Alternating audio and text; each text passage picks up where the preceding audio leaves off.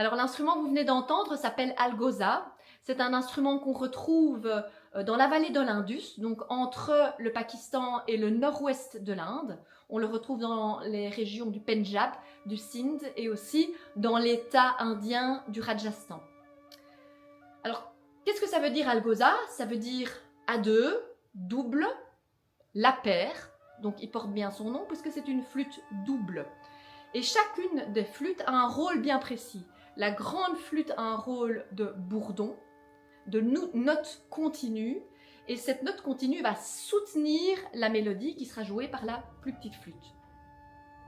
C'est un instrument qui est joué avec la technique de la respiration continue, et la symbolique de la respiration continue, c'est le souffle continu, c'est le symbole de l'impermanence et aussi de l'immortalité, du lien permanent entre l'individu, l'univers, de l'homme incarné et du cosmos.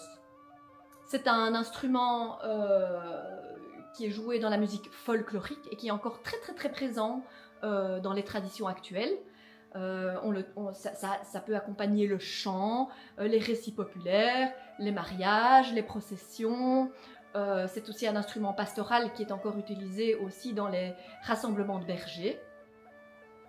Et dans ce que vous venez d'entendre, je l'allie avec un autre instrument qui est aussi un instrument de tradition indienne, qui est la shruti box, qui est un instrument à vent aussi, mais plus de type orgue, donc un instrument à soufflet qu'on active normalement avec la main.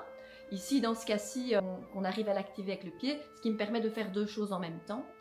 Et cette shruti box remplace le bourdon de la flûte. Ça a le même rôle que la flûte du bourdon. Donc je lâche le bourdon pour utiliser un autre bourdon, et l'idée c'est de pouvoir allier des textures sonores un peu différentes et que ce soit un petit peu varié.